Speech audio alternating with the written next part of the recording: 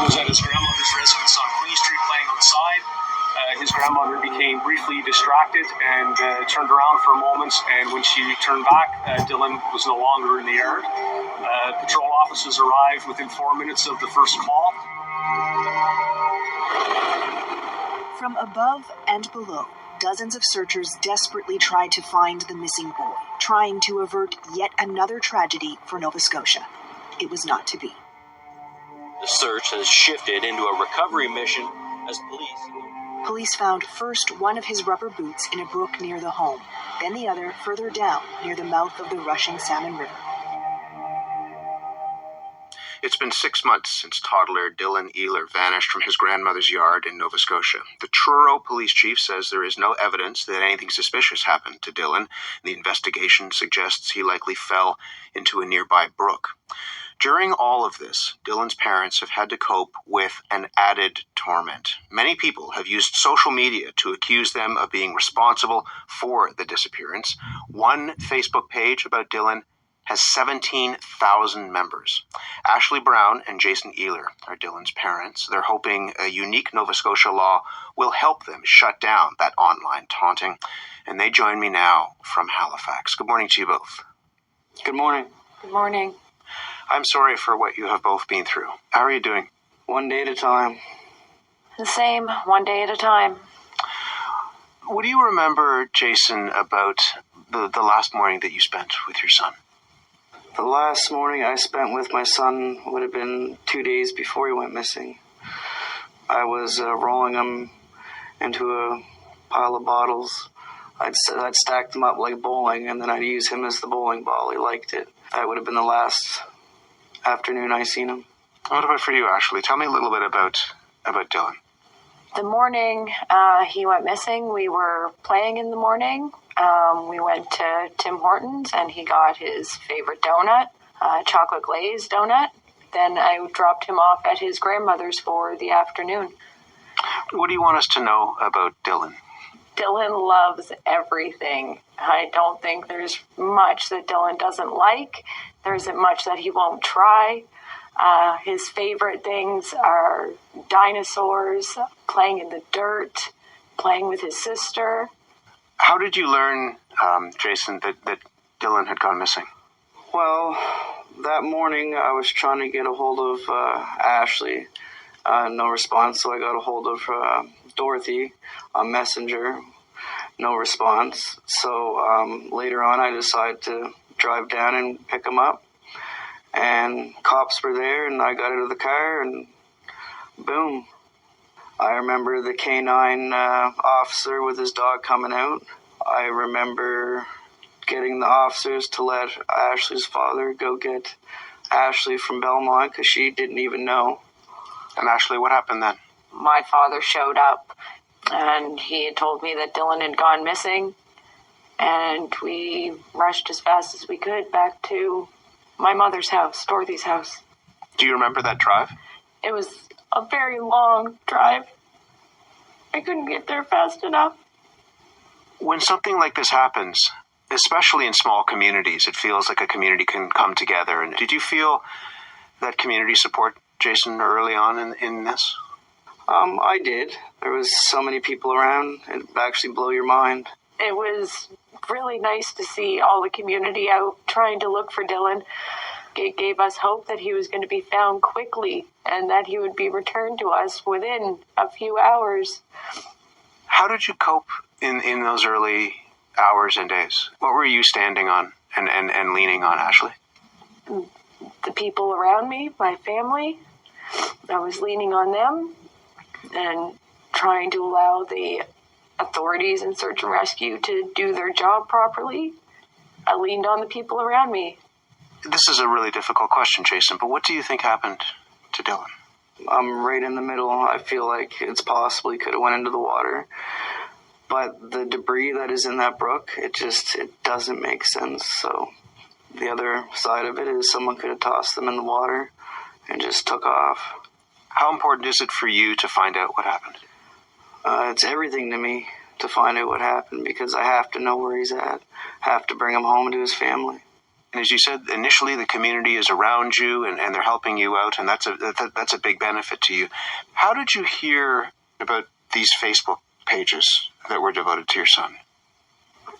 We didn't really discover them until after the first weekend that Dylan was missing.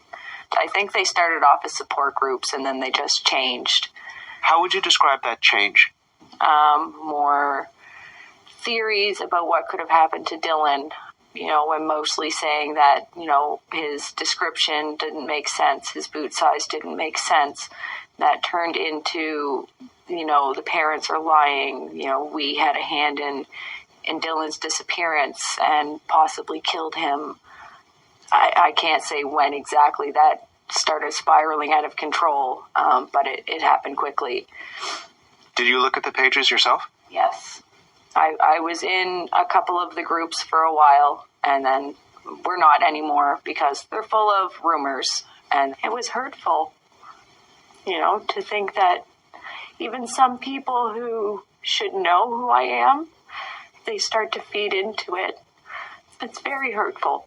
It kind of destroys a person. It made me angry because it was all towards Ashley at first, and then it got even worse, even to as far as my parents even falling into it, believing the allegations and the rumors, and there's no words for what is going on. We had some of our colleagues read some of these Facebook comments, and I know that our producer talked to you about doing this. It's difficult to hear, but I think it's important in some ways, if we're talking about what you've been through, to hear a little bit of what was directed at you. So if that's okay, we're going to listen to a little bit of what some of the people have said to you. Is that all right? We're strong. Okay, let's have a listen. It's been my gut feeling since he went missing that the family knows a lot more than they are saying. Please just think of that little boy. Liars. If I were a cop, I'd have nailed them. Dylan's parents sit home and rehearse all night and day to make sure they get it right. That's when something that's a lie becomes so detailed. The parents planted the boots. Imagine the rest. The best Dylan's mother could do was scrunch up her chin and make it look like she was about to cry. The mother doesn't seem as remorseful as we'd expect. The cops know it's the mother that need evidence. Why is Dylan's father so illiterate? Jason, I was your biggest supporter, and now I'm going to be your worst enemy. If your family has anything to do with Dylan's disappearance, I'm coming for you personally. As you can see, Dylan's mother is becoming unraveled now. She must be going crazy, wondering when she's going to drop the ball. My kids are safe. They haven't been sold out for drugs. That's really difficult to listen to. How do you wrap your head around what we've just heard? I know that those things aren't true. I know that I love my son. So I have to just push that to the side because I know what's true and what isn't. I get angry, on top of trying to find my son, to deal with that too. Shame on them. What is it like to live with the suspicion that these comments raise, Ashley? It's hard to go out, thinking that people are judging you, looking at you, talking about you. It's really hard. It's on my mind anytime that I go to the grocery store. I try to go to the smaller stores now rather than bigger ones, just to kind of protect myself. So I just do what I have to do and live my life. Allison Harris has been listening to our conversation. She's a lawyer who has taken on your case against cyberbullies, and she's done this pro bono. Allison, good morning to you. Good morning. What do you make of what we've been talking about? I think it's awful. I was shocked and appalled at some of the posts that I read, a lot of the posts I read. In speaking with Ashley and Jason and learning about how it's impacting them and just understanding the gravity of it, how widespread it is, was eye-opening for me. When you say widespread, I mean, again, we've heard some of the comments. These aren't just a handful of posts that have gone up on Facebook. No, this is many, many people. I mean, I would guess hundreds of people that are making these posts. There are multiple groups across multiple platforms. So this isn't just Facebook. There are YouTube videos. There are other websites. Even just on Facebook, there are more groups than I could count. Why did you decide that this is a case that you wanted to take on? Because Ashley and Jason and other people in similar situations deserve to have an advocate, deserve to know that they are not alone and that there is something that they can do about this. I also think that as a society, we shouldn't be accepting this behavior. A lot of these comments I don't believe would be said in person. So the fact that it's online, I think, is a societal issue and something that is not going away anytime soon and something that we do need to deal with. I'd mentioned in the introduction that there is a unique law in Nova Scotia that allows you to go after people in some ways who are making these postings and try to protect Ashley and Jason. Tell me a little bit about that law. So the law is called the Intimate Images and Cyber Protection Act. It was enacted in 2018. It originally arose from Rhea Parsons, a young girl in Nova Scotia that was bullied online to the extent that she died by suicide. The original act that was enacted in 2013 was actually struck down as unconstitutional, and then they redrafted the act as it currently stands. Legally, what kind of protection would the act offer people like Jason and Ashley?